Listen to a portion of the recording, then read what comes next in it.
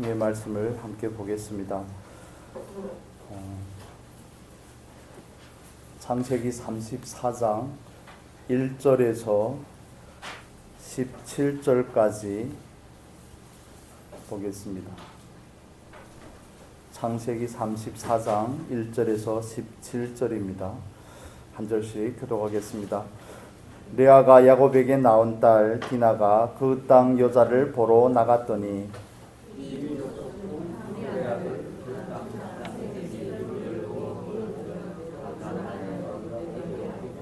그 마음이 깊이 야곱의 딸 디나에게 열려나며 그 소녀를 사랑하여 그의 마음을 말로 위로하고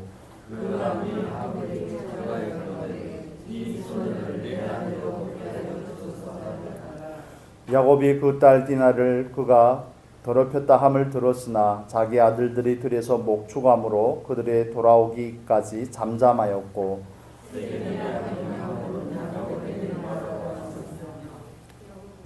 야곱의 아들들은 들에서 이를 듣고 돌아와서 사람이 근심하고 심히 노하였으니 이는 세겜이 야곱의 딸을 강간하여 이스라엘에게 부끄러운 일 곧 행치 못할 일을 행하였음이더라.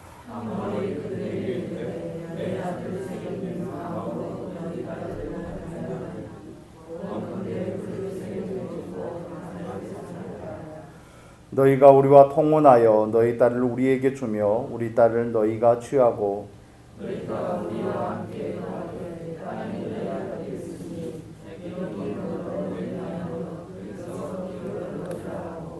세겜도 디나의 아비와 남형들에게 이르되 나로 너희에게 은혜를 입게 하라. 너희가 내게 청구하는 것은 내가 수응하리니 이 소녀만 내게 주어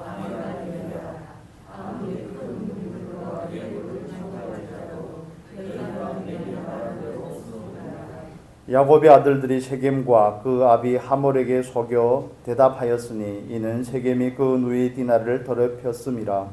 야곱의 아들들이 그들에게 말하되 우리는 우리 아들이 원하니까 할례같이 아니한 사람에게 우리 누이를 쏘소이거니 이는 우리의 수욕이니라.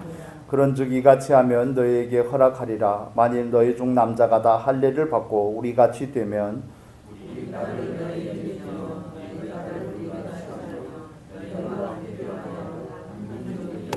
같이 읽겠습니다. 너희가 만일 우리를 듣지 아니하고 할례를 받지 아니하면 우리는 곧 우리 딸을 데리고 가리라. 아멘. 오늘은 창세기 34장 전체를 함께 살펴보겠습니다. 지난주에 우리가 살펴본 말씀에 대해서 잠깐만 정리를 해보겠습니다. 야곱의 인생 90이 넘는 나이까지 가장 평안한 때를 야곱은 보내고 있습니다. 어머니의 모태에서부터 형하고 싸우고 자기가 먼저 형이 되고자 그 아버지의 대통을 이어받고자 장자의 명분을 얻고자 했던 그 싸움은 비로소 70 가까이 되었을 때에 아비를 속이고 형을 속이고 집에서 좋게 말하면 떠난 거지만 사실은 피난을 간 거 아닙니까? 피난을 가고 또 외삼촌 집에 가서도 20년 동안 외삼촌이 10번이나 품삯을 바꿀 정도로 험난한 세월을 살아왔습니다. 그렇게 많은 고생을 하고 어려움을 겪다 보면 이제는 좀 평안히 살아야 되겠다 하는 그런 마음이 자연적으로 들 겁니다. 여러분 한 주일 내내 일하시고 그러면 주말이 되면 어떻습니까? 쉬고 싶은 마음이 너무 당연하죠. 남편분들은 주말이면 소파와 한 몸을 이룬다고 일체를 이룬다고 그렇게 얘기를 하시는데 그만큼 고난을 많이 겪었기 때문에 쉬고 싶은 마음이 너무 당연할 겁니다. 그래서 야곱은 숫곳에서 하나님께서 어려운 문제들을 다 해결해 주셨죠. 그 인생의 과제였던 형과의 화해도 이루었고 그 다음에 그는 자기를 위하여 집을 짓고 자기의 가축들을 위하여 우리간을 짓고 숫곳에 거하고 이제는 누리는 삶을 살려고 하는 겁니다. 누리는 것 자체가 잘못된 것은 아니죠. 그렇지만 그가 거기에서 안주하고 숫곳에서 살다가 세겜으로 점점 이사를 가게 됩니다. 우리 33장 잠깐 보겠습니다. 33장 17절에서 18절 19절까지 보겠습니다. 33장 17절에서 19절 같이 읽겠습니다. 야곱은 숫곳에 이르러 자기를 위하여 집을 짓고 짐승을 위하여 우리간을 지은 고로 그 땅 이름을 숫곳이라 부르더라. 야곱이 밧단 아람에서부터 평안히 가나안 땅 세겜성에 이르러 성 앞에 그 장막을 치고 그 장막 친 밭을 세겜의 아비 하몰의 아들들의 손에서 은 100개로 사고 20절에 보면 거기 단을 쌓고 그 이름을 엘로헤 이스라엘이라 하였더라.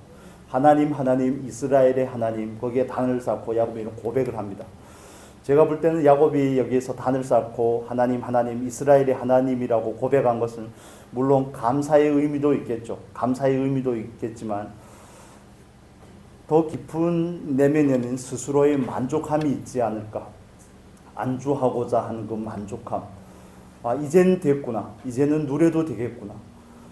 자기를 위해 집도 짓고 짐승들을 위해서 우리간도 짓고 이제는 여기서부터는 쉬어도 되겠구나. 그래서 여기가 마치 하나님께서 계신 곳인 것 마냥, 물론 신앙의 고백의 의미도 있겠지만 스스로의 자기 만족에 빠져 있습니다.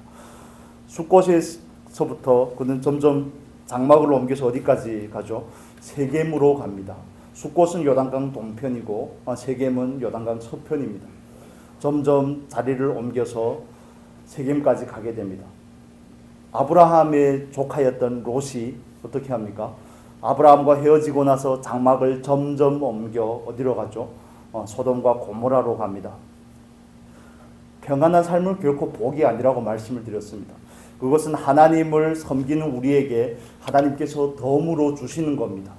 늘 하나님께서 우리에게 더하여 주시는 것, 덤으로 주시는 것들이 우리에게 우리의 신앙의 발목을 잡고 우리의 신앙의 걸림돌이 될 때가 많습니다. 지난주에 말씀을 드린 것처럼 하나님께서 우리에게 주신 돈 때문에, 우리에게 주신 건강 때문에, 우리에게 주신 지위 때문에 하나님을 잃어버리는 경우가 많더라는 겁니다. 하나님은 아버지를 속이고 떠나는 야곱에게 베델에서 만나주셨습니다. 그에게 만나주셨고 그에게 약속하셨고 정말 말씀하신 대로 야곱과 함께 하시고 그를 다시 가나안으로 돌아올 수 있게끔 인도하시고 보호하셨습니다. 야곱은 거기서 서원을 하죠. 하나님께서 나를 지켜만 주신다면 제가 다시 돌아와서 이곳이 아버지의 하나님의 성전이 될 겁니다. 집이 될 겁니다. 그래서 야곱 인생 가운데서 가장 중요한 장소는 베델입니다. 그는 베델로 올라가야 됩니다. 하나님 앞에 그 서원을 지켜야 되는 것입니다. 하나님께서 야곱에게 원하는 그 자리는 하나님의 집으로 올라가 야곱이 온전하게 하나님 앞에 하나님의 집으로 세워지는 겁니다. 온전하게 드려지는 것입니다. 그럼에도 불구하고 야곱은 하나님으로 인해서 얻은 그 풍요로움 가운데 하나님께서 해결한 그 문제들을 넘어서서 이제는 안주하려고 합니다. 숫곳에서부터 세겜에서 산 이 기간이 거의 한 10년 정도라고 이해할 수 있습니다. 우리 34장 1절에 보면 레아가 야곱에게 낳은 딸 디나가 그 땅 여자를 보러 나갔더니 야곱에게는 유일한 딸이죠. 그 레아를 통해서 낳은 딸이 디나인데 디나는 요셉보다 누나입니다. 요셉 바로 위에가 디나입니다. 그래서 디나는 밧단 아람에서 나서 우리가 34장 1절에서 볼 수 있는 것처럼 세겜에 가서 그 땅의 친구들을 만나러 가고 또 세겜의 아들에게 못쓸 짓을 당하고 이 나이를 볼 때 거의 결혼 정령기에 이르지 않았는가 10대 한 중반 중후반 정도로 봅니다. 그렇게 보면 야곱은 숫곳과 세겜에서 몇 년 동안 있은 겁니까? 우리 쉽게 생각하면 10년 정도 있은 겁니다. 룻기가 바로 생각이 나실 겁니다. 엘리멜렉 가족이 베들레헴을 떠나서 어디로 가죠? 기근을 만나서 베들레헴을 떠나서 모압으로 가서 10년을 있습니다. 아비도 죽고 두 아들도 죽고 가정에 있는 남자가 씨가 마르게 됩니다. 창세기에서는 왜 34장을 여기에다 끼워 넣고 우리에게 뭔가를 말씀하고자 하는데 그 교훈은 무엇일까요? 창세기 34장은 또 에덴에서 있었던 그 일의 모티브를 우리에게 똑같이 가져다 줍니다. 하나님을 떠난 인생, 하나님을 멀리한 인생에게 어떤 결과가 찾아오는지를 우리에게 낱낱이 폭로하고 있습니다. 여러분, 그래서 오늘 우리 주보에서 보신 것처럼 제목이 뭡니까? 하나님을 잊지 맙시다 아니고 잃지 맙시다입니다. 가장 어리석은 것이 하나님께서 우리에게 주신 복으로 인해서 하나님을 잃어버리는 겁니다. 누가 주신 겁니까? 하나님께서 주신 겁니다. 누가 야곱의 문제를 해결해 주셨습니까? 하나님께서 해결해 주셨습니다. 정말 득달같이 달려들어서 야곱을 쫓아오는 그 라반의 문제도 하나님께서 해결하시고, 또 형과의 그 20년 정말 지긋지긋한 뱃속부터의 그 인연 90년이라는 인연을 누가 해결해 주셨습니까? 하나님께서 해결해 주셨죠. 그렇다면 하나님께서 야곱에게 모든 것을 공급하시고, 그로 혼자 지팡이를 가지고 강을 건넜더니 두 때나 이루게 하셨다면 그걸 하나님을 위해서, 하나님의 목적하심을 위해서 사용하는 것이 너무 당연한데, 그런데 막상 우리가 당해보면 그게 쉽지 않더라는 겁니다. 하나님께서 주신 것으로 인해서 오히려 하나님을 멀리하는 경우가 창세기 34장에 나타나는 야곱의 모습입니다. 여러분, 창세기 34장을 읽어보시면 아시겠지만 창세기 34장에는 하나님이라는 단어가 등장하지 않습니다. 하나님의 부재가, 하나님을 잃어버린 야곱의 가정에 어떤 일들이 일어나는지를 우리가 자세히 살펴보겠습니다.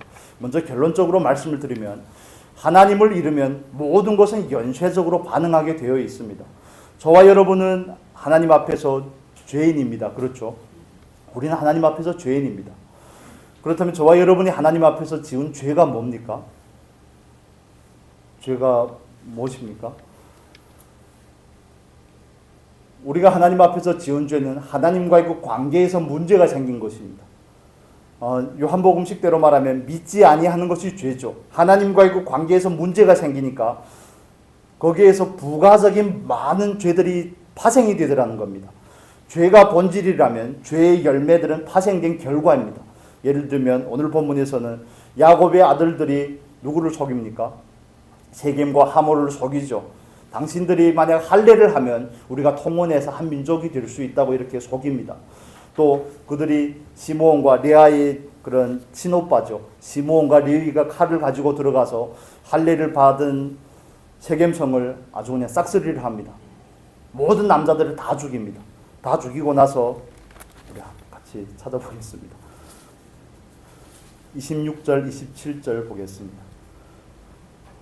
34장 26절, 27절 보겠습니다. 같이 읽겠습니다. 성문으로 26절, 27절 칼로 하몰과 그 아들 세겜을 죽이고 디나를 세겜의 집에서 데려오고 야곱의 여러 아들이 그 시체에 있는 성으로 가서 노략하였으니 이는 그들이 그 누이를 더럽힌 용고라. 누이가 더럽힘을 당하면 이렇게 복수해도 되는 겁니까? 가서 노략질을 해도 되는 건가요? 여러분, 우리는 죄의 현상에, 죄의 결과에 주목을 하는 것이 아니라 죄의 근원지로 돌아가서 그 가장 본질적인 문제를 해결을 해야 되는 것입니다. 야곱의 가정에 찾아온 이 모든 비극은 어디에서부터 시작이 되었습니까? 룻기에서 말하는 엘리멜렉의 가족의 그 비극은 어디에서부터 시작이 되었습니까? 하나님의 부재에서 시작이 된 겁니다. 그들은 하나님을 잃어버린 겁니다. 사사시대가 표현하는 것처럼 그들에게 왕이 없으니 자기 소견에 옳은 대로 행하였더라. 야곱의 가정에도 마찬가지입니다. 이런 일을 당하였다면, 물론 쉬운 일이 아닙니다. 이런 일을 당하였다면 원인이 무엇인지를 하나님 앞에서 찾아보고 돌아보고 살피고 그 원인을 해결하는 것이 가장 현명한 방법이 아닐까요? 물론 육신이 불같이 올라오겠죠.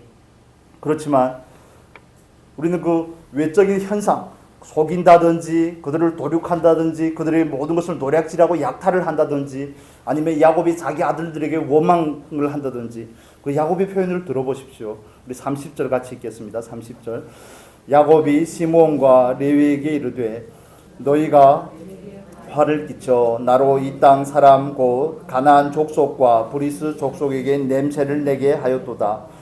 나는 수가 적은즉 그들이 모여 나를 치고 나를 죽이리니 그리하면 나와 내 집이 멸망하리라.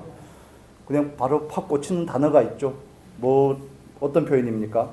내게 화를 끼쳐 나로 이 땅에서 냄새를 내게 하였고 나는 수가 적은즉 그들이 나를 치고 나도 망하고 내 집도 망하고. 육신의 전형적인 모습이 아닙니까?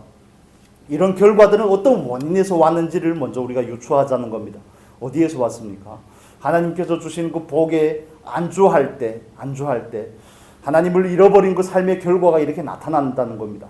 방금 말씀을 드린 것처럼 창세기 34장에는 하나님이라는 표현이 한 번도 등장하지 않습니다.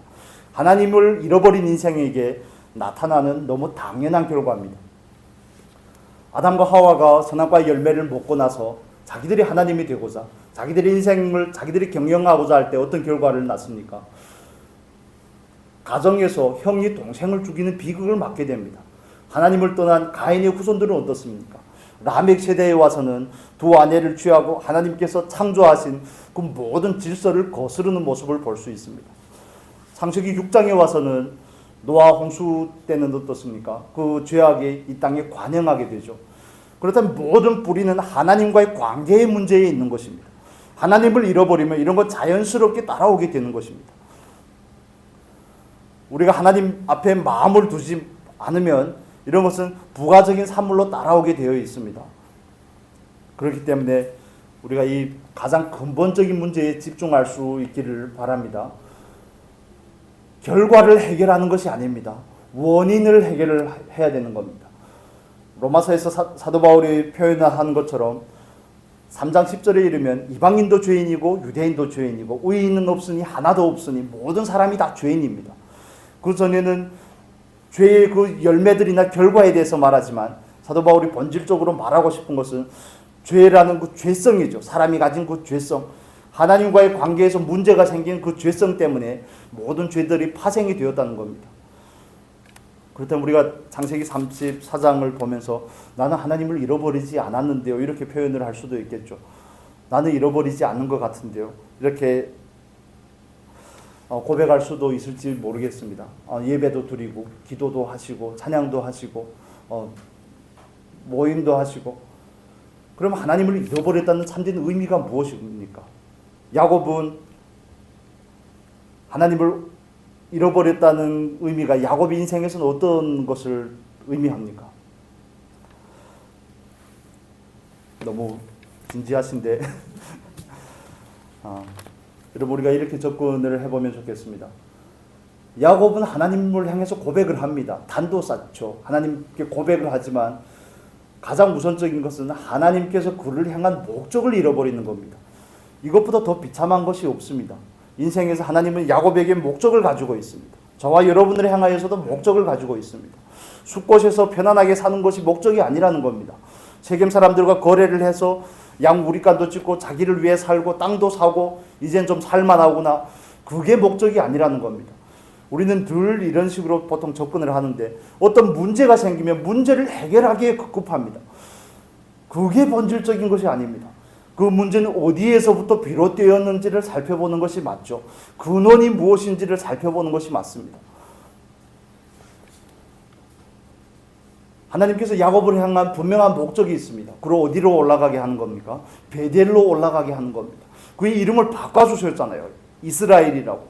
이스라엘이라는 그 이름이 가진 뜻이 무엇이죠? 하나님께서 다스리신다, 하나님께서 통치하신다는 그 뜻을 가지는데, 그는 입술로는 이스라엘의 하나님이라고 고백할지 모르지만 그의 삶 가운데는 하나님이 없습니다. 하나님이 없는 삶의 결과가 너무 당연한 것입니다. 어찌 보면. 그렇다면 저와 여러분은 하나님 앞에서 어떤 마음의 사실을 가지고 있는지, 우리는 하나님을 과연 잃어버리지 않은 것은 아닌지 우리는 살펴볼 필요가 있더라는 겁니다. 여러분은 하나님께서 여러분을 향한 목적을 알고 계십니까? 그 목적 가운데 여러분의 삶이 있습니까? 하나님께서 주신 모든 자원을 사용해서 그 목적을 향해서 달려가고 있습니까? 숲곳에 머무르는 것이 아니라, 세겜에 머무르는 것이 아니라 그곳을 향해 나아가고 있습니까? 가정이 화목한 게 목적입니까? 육신이 건강한 게 목적입니까? 높은 명예와 지위를 얻는 것이 목적입니까? 그렇지 않습니다. 우리는 로마서 14장 보겠습니다. 로마서 14장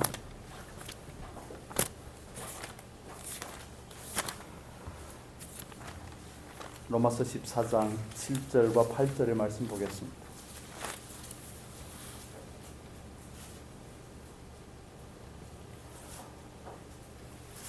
신약 성경 258페이지 로마서 14장 7절에서 8절 같이 읽겠습니다. 우리 중에 누구든지 자기를 위하여 사는 자가 없고 자기를 위하여 죽는 자도 없도다. 우리가 살아도 주를 위하여 살고 죽어도 주를 위하여 죽나니 그러므로 사나 죽으나 우리가 주의 것이로다. 아멘.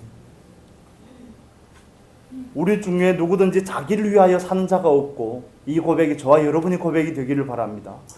우리의 인생은 우리가 경영하는 것이 아닙니다. 우리의 것이 아닙니다. 고린도전서 6장 19절에서 표현하는 것처럼, 19절 20절에서 말하는 것처럼 우리가 성령의 전인데 어떻게 성령의 전이 되었습니까? 우리는 값주고 사신바 되었다고 말씀을 하죠. 그렇기 때문에 그 권리가 없다는 겁니다. 우리는 하나님의 소유물입니다. 하나님의 종입니다. 하나님을 위해서 살아가는 존재로 부름을 받은 것입니다. 그렇다면 이 땅에서 하나님께서 우리에게 주시는 것, 건강도 누리시고 많은 물질적인 풍요로움도 누리시지만 그것이 목적이 되면 안 되는 겁니다. 그것이 목적이 되면 망하는 겁니다. 그걸 목적 삼아서 평안함과 안일함과 가정에서 아무 문제도 없고 형통함이 목적이 되니까 하나님이 왜곡이 되는 겁니다. 기복주의라는 그 신앙의 격길로 빠져들게 되는 겁니다. 그래서 교회에서도, 저희 교회도 장로님 계시지만 장로님 임직할 때 어떻게 합니까?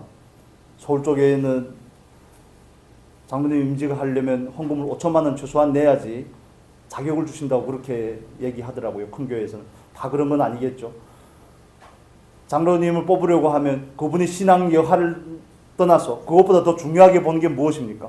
세상에서 어떤 지위를 가지고 있는지, 물질의 지위와 명예와 물질과 이런 부분들을 골고루 살펴서, 여러분 이명박 대통령 전 대통령께서도 소망교회 장로님이신 거 여러분 아시죠? 장로님이 되시려고 주차 봉사를 6개월을 하셨다고 그렇게 여러분 다 아시지 않습니까? 제가 볼 때는 그렇게 하면 안 될 것 같은데 여러분 보실 때는 어떻습니까? 그래도 괜찮습니까? 그럼 눈에 보이는 것이 목적이 되면 내 육체에 아니라 야곱이 표현한 것처럼 내가 죽게 되었고, 내가 냄새를 내게 되었고, 나와 내 집이 망하게 되었고, 자기가 중심이 되고 그 누리고자 하는 안일함이 목적이 되면 우리는 곁길로 나갈 수밖에 없습니다. 하나님에 대해서 왜곡할 수밖에 없습니다. 하나님은 우리 토속신앙이 가지는 것처럼 샤머니즘적인 하나님이 아닙니다.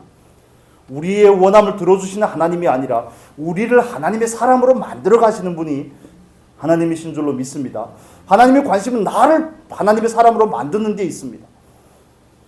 그러면 베델로 올라가지 않으면 하나님의 사람이 안 됩니까? 그렇죠. 베델로 올라가야지 하나님의 사람이 되는 겁니다. 그것은 하나님의 요구입니다. 하나님의 목적입니다. 그렇기 때문에 그냥 세겜에서 숲곳에서 집을 짓고 잘 살고 잘 먹고 하면서 풍요롭게 누리면서 하나님을 예배하면 되지 않습니까? 거기다 단을 쌓았잖아요. 그래도 되지 않습니까? 이렇게 우리가 타협하려고 하지만 아니요, 그렇지 않습니다. 하나님께서 말씀하는 것이 기준입니다. 하나님께서 A라고 하면 A고 하나님께서 B라고 하면 B입니다. 뭐 A나 B나 비슷하지 않습니까? 그런 타협이 용인이 되지 않습니다. 하나님 앞에서는 받아들여지지 않는 것입니다. 여러분, 우리가 이 원리를 꼭 이해하시면 좋겠습니다. 여러분, 과연 하나님의 그 목적 가운데 있습니까? 하나님께서 여러분을 향한 목적을 알고 계십니까?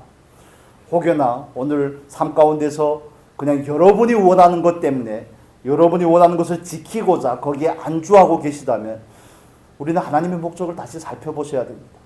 혹여나 하나님께서 우리에게 주신 것들로 인해서 그것 때문에 하나님을 잃어버리지는 않았는지. 그래서 말씀을 드렸던 것처럼 야곱에게는 에서가 있어야 됩니다. 야곱에게는 에서가 있어야지 야곱이 자기의 정체성을 바르게 알 수 있습니다. 그렇다고 또 저의 삶에도 예서를 주십시오 이렇게 기도하시면 안 됩니다. 저에게도 고난을 주십시오 그렇게 하는 것이 아니라 정말 우리가 하나님 앞에서 온전하게 깨어 있을 수 있기를 바랍니다. 육신의 잠에 빠지면 끝이 없습니다. 여러분, 개구리를 뜨거운 물에다 확 집어넣으면 바로 튀어나옵니다. 그런데 어떻게 죽이죠? 중국에도 그런 속담이 있는데 냉수에 넣고 천천히 가열을 합니다. 천천히, 알게 모르게 그냥 천천히 가열을 하다 보면 개구리가 이젠 늦었구나 할 때는 이미 죽은 거죠. 육신의 잠에 빠져드는 것도 마찬가지입니다. 평안하다 할 때 정말 그 재난이 눈썹에서 떨어진다 그러더라고요. 저희 할머니 표현대로 말하면 우리가 알지 못할 때 찾아오게 되는 것입니다. 그때를 위해서 우리는 준비를 해야 되는 겁니다. 여러분, 저와 여러분은 하나님을 향해서 이 땅에서 살아가는 의미가 있습니다. 하나님이 없다면 삶의 의미가 없는 겁니다. 어떻게 생각하십니까? 그뿐만 아니라 우리는 하나님의 나라를 향해서 가고 있는 순례자입니다. 순례의 길을 가는 사람들입니다. 신분이 높고 낮고 남녀노소를 불문하고 모든 그리스도인의 궁극적인 목적은 하나님의 나라입니다. 우리는 가는 사람입니다. 길을 가는 사람이지 안주하는 사람이 아닙니다. 그러나 진정한 만족과 진정한 평안은 가는 과정 가운데 있는 것입니다. 내가 이제는 여기에 눌러 앉아야 되겠구나. 그렇게 생각하신다면 우리는 하나님을 잃어버리고 있는 것입니다. 여러분 과연 하나님의 목적 가운데 계십니까? 이것은 가장 중요한 원칙이기 때문에 그렇습니다. 하나님은 생명의 근원 되십니다. 생명의 근원이신 그 하나님을 잃어버리면 우리는 곧 그 생명을 잃어버리게 됩니다. 요한복음 15장에서 표현하는 것처럼 예수 그리스도는 누구시죠? 예수님은 포도나무입니다. 우리는 가지입니다. 그분을 떠나서는 우리가 아무것도 할 수 없을 뿐더러 우리는 정말 아무것도 아니라는 사실에 대해서 우리가 정말 겸허하게 인정을 할 수 있기를 바랍니다. 고백하실 수 있기를 바랍니다. 그렇기 때문에 삶의 의미를 하나님께서 찾으셔야 되는 겁니다. 양이 아무리 많고 소가 아무리 많고 낙타가 천지고 그래도 하나님이 없으면 그 인생은 의미가 없는 겁니다. 여러분 예수 믿으면서 가끔씩 갈등이 올 때가 있지 않습니까? 누구는 예수도 믿지 않는데 하나님도 모르는데 저렇게 세상에서 잘 될까? 야곱과 에서만 비교해봐도 그렇지 않습니까? 에서가 물리적으로 볼 때 에서가 잘 나갑니까? 야곱이 잘 나갑니까? 에서가 훨씬 잘 나가거든요. 그런 갈등들이 우리 안에 있을 때 그건 우리의 존재를 다시 확인시켜 주는 것입니다. 아, 나는 이 땅에 속한 사람이 아니구나. 나는 지금 하나님의 목적 안에 있고 그 목적을 향하여 가는 사람이구나 하는 것을 우리에게 확인시켜 주는 것입니다. 여러분, 저와 여러분이 다 하나님의 목적 안에 있기를 바랍니다. 하나님께서 우리를 이끌어 가고자 하는 그 자리로 나아가기 위해 우리를 온전히 하나님 앞에 들이시기를 바랍니다. 그 잠깐 눈에 보여지는 것들 때문에 정말 진정하신 그 하나님을 잃어버리시면 안 됩니다. 생명이 아닌 것들을 위해서 생명 되시는 그 하나님을 잃어버리면 모든 것은 망하게 되어 있습니다. 너무 당연한 결과입니다. 여러분 그렇다면 우리가 이렇게 질문을 해볼 수 있습니다. 여러분 과연 하나님의 목적 안에 있습니까? 다른 말로 할게요. 여러분 하나님을 위해서 하나님께서 우리에게 명령하신 그 길을 따라감에 있어서 얼마나 많은 시간과 얼마나 많은 물질을 거기다 사용하십니까? 여러분 사람의 가치를 알 수 있는 가장 쉬운 방법이 있습니다. 그 사람이 돈을 어디다 쓰는지 그 사람이 시간을 어디다 쓰는지를 살펴보면 그 사람의 가치는 바로 증명이 되게 되어 있습니다. 우리에게 적용을 해볼까요? 그렇다면 여러분은 하나님의 말씀을 읽고 하나님을 묵상하고 하나님을 얻고 채우고 하는 일에 얼마나 많은 시간을 투자하십니까? 결과는 너무 간단하게 나오는 것입니다. 그 스스로의 답은 여러분 스스로가 가지시면 되죠. 내가 시간과 물질을 어디에 쓰는지 그걸 보면 우리들의 가치가 거기서 증명이 된다니까요. 하나님을 멀리하는 것이 그냥 상대적인 비교 가운데서 일어나는 것이 아닙니다. 누가 몇 시간을 하니 이건 단순한 게 시간의 문제가 아니고 마음의 문제죠. 마음의 문제입니다. 하나님은 중심을 보시니까요. 입술로는 그 누구보다 고백을 잘할 수 있습니다. 기도는 그 누구보다 미사여구를 사용해서 그럴듯하게 기도할 수 있습니다. 그렇지만 우리의 마음이 어디 있냐고요. 야곱의 마음은 베델을 향하여 있어야 되는데 그는 숫곳에 머무르고 있고 세겜에 머무르고 있습니다. 야곱이 베델로 나아가지 않으니까 하나님께서 야곱 가정 가운데 이런 일을 주신 겁니까? 아니면 자초한 겁니까? 이걸 우리가 확인하고 갑시다.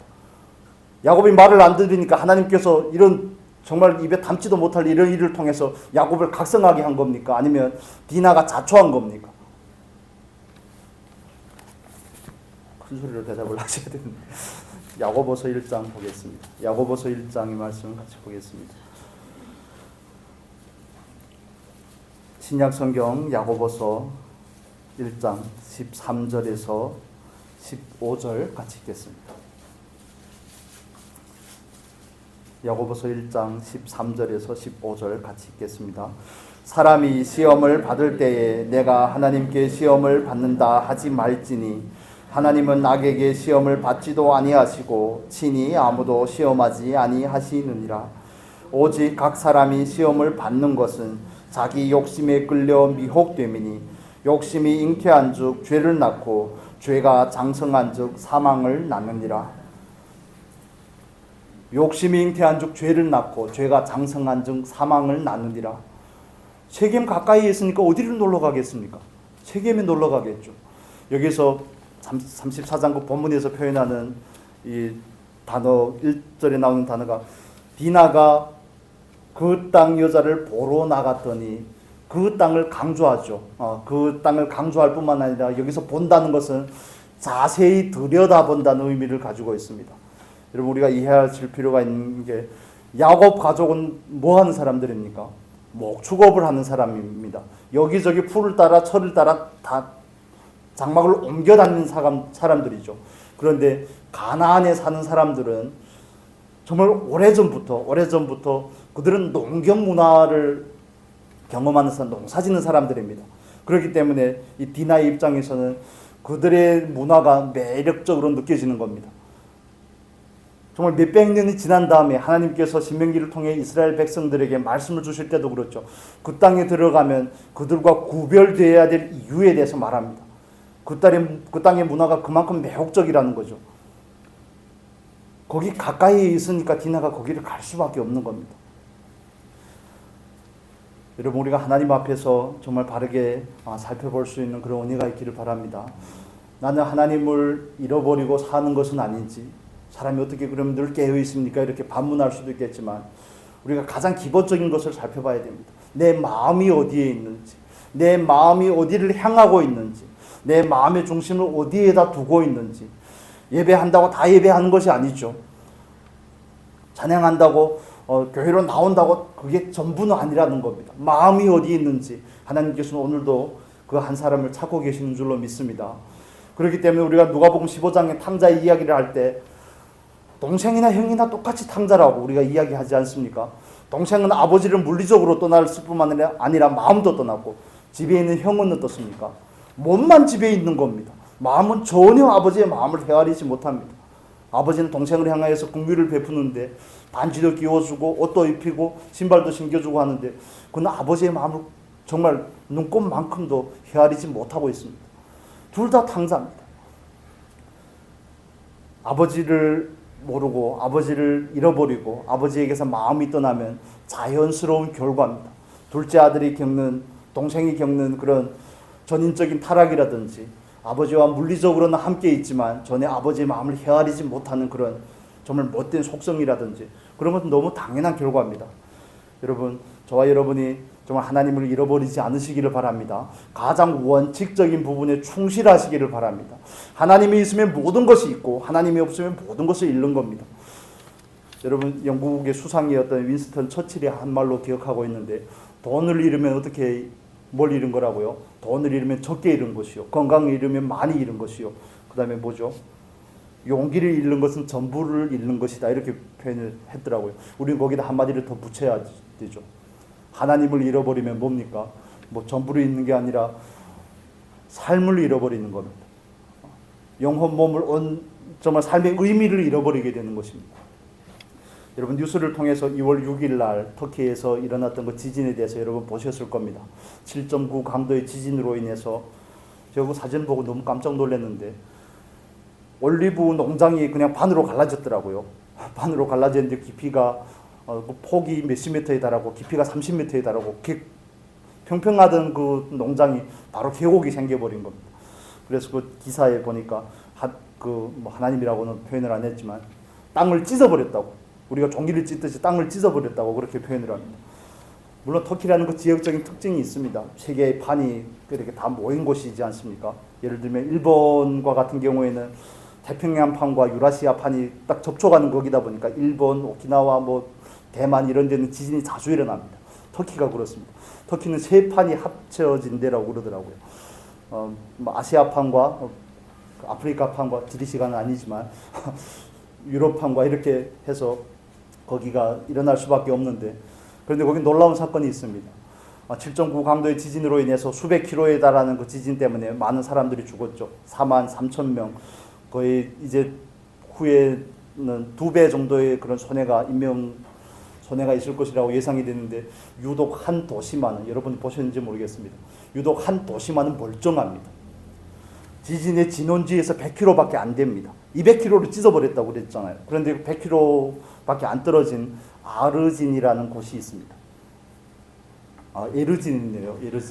에르진이라는 곳에는 사상자도 한 명도 없고 건물 한 채도 훼손이 안 되었고, 차이가 어디에 있을까요? 똑같은 지진을 맞았는데 왜 어떤 데는, 여러분 사진을 보셔서 아시죠? 폭삭 주저앉은 겁니다. 폭삭 주저앉은 겁니다. 그냥 건물이 흔들려서 넘어진 게 아니라 폭삭 주저앉은 건물이 많다 보니까 인명피해가 크게 되는 것이죠. 그런데 유독 그곳만은, 에르진이라는 그 소도시, 42,000명이 사는 그 소도시만은 한 사람의 사상자도 없고 한 채의 건물도 무너지지 아니하고, 이유가 무엇인지 여러분 아십니까? 한 사람의 시장 때문에 그렇습니다. 한 사람이 얼마나 위대하다 그걸 말씀드리려고 하는 것이 아니라, 터키는 지진이 자주 일어나는 지역이기 때문에 집을 지을 때 반드시 내진 설계를 해야 되는 것입니다. 좋은 시멘트를 써야 되고 좋은 철근을 규격에 맞게 써야 되는 겁니다. 그런데 이 시장 이름을 제가 적어왔는데 이름이 하도 어려워서 웨케슈 엘마솔루, 아무튼 시장이라고 하겠습니다. 이 시장이 시장으로 당선이 되고 나서는 그 건축 규제 가장 기본적인 원칙이죠. 그 원칙을 벗어나는 데는 건축 허가를 내주지 않으니까 사람들이 너만 잘났냐, 터키에서 너만 정직한 공무원이냐 막 그러면서 비난도 하고 그랬지만, 그래도 그런 핍박이 있고 해도 그는 절대 타협하지 않은 겁니다. 그런데 그 사람이 시장이 되고 나서 타협하지 않은 게 오늘날의 결과를 가져올 줄 누가 알았겠습니까? 가장 근본적인 거, 기본적인 원칙을 잘 지킨 것밖에 없습니다. 여러분 마태복음 7장에 나오는 것처럼 집을 짓는 비유가 나오죠. 마지막에 산상수훈 마지막에 나옵니다. 한 사람은 어디에다 집을 짓습니까? 반석 위에 짓고 한 사람은 모래 위에 짓습니다. 건축 재료는 똑같다니까요. 기초만 다릅니다. 그리고 맞는 바람이든지 창수든지 풍랑이든지 모든 건 다 같습니다. 그렇지만 그 결과가 또 다릅니다. 기초는 바로 결과를 결정짓는 겁니다. 여러분, 저와 여러분에게 있어서 방금 터키 지진 얘기도 했지만 가장 기본적인 원칙이 되는 것은 하나님을 가까이 하는 삶인 줄로 믿습니다. 하나님을 잃어버리면 모든 것을 다 잃는 겁니다. 지진의 강도가 중요한 것이 아니라 그 원칙을 지켰느냐가 더 중요한 것입니다. 기초를 어디에다 놓았는가가 더 중요한 것입니다. 여러분은 어떻습니까? 여러분은 가장 기본적인 원칙에 충실하고 계십니까? 우리는 그 원칙에 충실하기 위해서 하나님 앞에 부르심을 받은 줄로 믿습니다. 하나님을 잃어버리시면 모든 것을 다 잃는 겁니다. 하나님을 잃어버리시면 모든 육체적인 문제, 내가 중심적인 삶이라든지 거짓이 난무하는 삶이라든지 흉폭하고 잔악한 삶이라든지 너무 자연스럽게 튀어나오는 것입니다. 그렇기 때문에 우리는 거꾸로 접근을 해서 우리를 점검할 필요가 있습니다. 나는 요즘에 내 주장이 너무 많지 않은가? 그렇다면 뭘 의미합니까? 하나님과의 거리가 멀어졌다는 것을 의미하는 겁니다. 요즘 내가 하는 말 가운데 거짓이 있다면, 내가 지금 물론 가끔씩은 실수는 있습니다. 근본적인 문제로는 내 말 가운데 거짓이 있다면, 내 행위 가운데 하나님께서 원하시는 사랑과는 정반대되는 그런 것들이 있다면 무엇을 의미하는 겁니까? 내가 지금 하나님과 멀리 왔다는 것을 의미하는 겁니다. 가장 기본적인 원칙에 충실하지 않았다는 의미가 되는 것입니다. 여러분, 우리가 말씀을 통해 스스로 진단하시기를 바랍니다. 성령께서 우리를 정말 온전히 폭로시키기를 바랍니다. 그래서 그런 증상들이 나타날 때마다 본질로 회귀해야 됩니다. 돌아와야 됩니다. 구약 성경에 보면 도처에서 하나님께서는 선지자들을 통해서 말합니다. 돌아오라는 거죠. 내게로 돌아오라는 겁니다. 그건 단지 물리적인 거리만 의미하는 것이 아닙니다. 마음이 떠난 것을 의미하는 겁니다. 여러분, 정말 우리가 하나님 앞에 온전히 마음을 두실 수 있기를 바랍니다. 숫곳에다 마음을 두고 세겜에다 마음을 두면 망하는 겁니다. 베델로 올라가야 됩니다. 베델에 마음을 둬야 되는 겁니다. 찬양에서 우리가 아버지의 마음과 찬양을 하는 것처럼 당신의 뜻이 있는 곳에 내 뜻이 있고 당신의 마음이 있는 곳에 내 마음이 있고 그렇게 고백하지 않습니까? 정말 그 고백이 저와 여러분의 삶의 실제가 될 수 있기를 바랍니다. 하나님 앞에 마음을 두셔야 됩니다. 하나님이 우리를 향한 그 목적에 우리의 목적을 두어야 됩니다. 거기에 삶의 진정한 의미가 있습니다. 이 세상의 삶의 영달이나 이 세상에서 다른 사람과 비교해서 잠깐 누리는 그 우위적인 삶이나 하나님 앞에 가면 아무 의미도 없습니다. 그게 하나님 앞에서 뭔 대수입니까? 하나님 앞에 갔을 때 하나님 그런 것으로 계수를 한다면 정말 죽기 살기로 해야 되지 않겠습니까? 그래도 연봉 어느 정도로 만들어가지고 와야지 하나님 우리를 인정해 준다면 정말 예배도 드리지 말고 죽기 살기로 해야 되겠죠. 그렇지만 하나님께서 하나님 앞에 갔을 때 하나님은 뭘 물어보십니까? 나는 너를 모른다고 말합니다. 관계의 문제를 언급하다는 사실을 잊어버리시면 안 됩니다. 내가 교회에서 어떤 직분을 가졌는데요. 제가 가면 저는 목사인데요. 언제 목사 안수를 받아서 얼마 동안 얼마나 열심히 하나님을 섬겼는데요. 하나님 그걸 물어보는 것이 아니라 모른다고 말하는 겁니다. 관계의 문제입니다. 하나님을 가까이 해본 적이 있어야지 피차 알죠. 여러분 하나님 가까이 하고 계십니까? 하나님 목적 가운데 계십니까? 여러분의 마음은 어디에 있습니까? 여러분 하나님을 떠나셨다면 하나님께로 마음을 두시기를 바랍니다. 하나님과 지금 같이 계시다면 그 마음을 잃어버리지 않으시기를 바랍니다. 생명의 근원이 어디서 난다고 그러죠? 마음에서 난다고 그러는 겁니다. 야곱이 베델로 올라가지 않는 것은 단순한 물리적인 거리를 의미하는 것이 아닙니다. 우리가 나와 예배도 하고 찬양도 하고 기도도 하지만 우리의 마음은 정말 다른 데가 있을 수 있습니다. 여러분 우리가 오늘 창세기 34장의 말씀을 통해서 가장 본질적인 부분들을 살펴보았습니다. 단순합니다. 하나님을 잃으면 모든 것을 다 잃습니다. 그것은 가장 기본적인 원칙입니다. 마치 그 시장이 가장 기본적인 정부에서 정한 그 원칙대로 좋은 재료를 쓰고 좋은 철근을 쓰고 그 규격에 맞게만 집을 지었더니 그 어떤 환란이 와도 무사했던 것처럼 저와 여러분의 삶도 마찬가지입니다. 가장 기본적인 원칙에 충실하실 수 있기를 바랍니다. 하나님을 가까이 하는 삶, 그분의 목적에 내 목적을 두는 삶, 내 마음을 그분에게 두는 삶, 콩밭으로 자꾸 가시면 안 됩니다. 하나님 앞으로 오셔야 됩니다. 하나님 앞에 마음을 두셔야 됩니다. 왜냐하면 이 세상에는 많은 것들이 우리를 세상으로 인도하기 때문에 그렇습니다. 유혹하기 때문에 그렇습니다. 마귀는 오늘도 우리 가운데서 그 일을 하고 있습니다. 여러분 마음의 욕심을 잘 다스리시고 십자가에 다시 못 박으시고 정말 하나님의 원함이 저와 여러분의 원함이 되고 하나님의 마음이 있는 곳에 우리의 마음이 있기를 원합니다. 기도하겠습니다. 거룩하신 아버지 감사합니다. 아버지 우리가 살아가면서 생명 되시는 그 하나님을 떠나지 않을 수 있도록 은혜를 더하여 주시옵소서. 우리들의 마음이 늘 하나님을 향해 있을 수 있도록 인도하여 주시옵소서. 하나님의 목적이 있는 곳에 우리의 목적이 있고 하나님께서 우리를 향한 목적이 우리의 삶의 유일한 추구가 되게 하여 주시옵소서. 아버지를 더 깊이 만날 수 있는 우리가 되게 하시옵소서. 외형적인 모습들뿐만 아니라 중심을 살피는 아버지 앞에 아버지를 더 깊이 아는 우리가 되게 하여 주옵소서. 유일하신 예수 그리스도를 더 깊이 아는 말씀과 기도의 교회 사랑하는 성도님들 될 수 있도록 축복하여 주시옵소서. 감사하며 예수님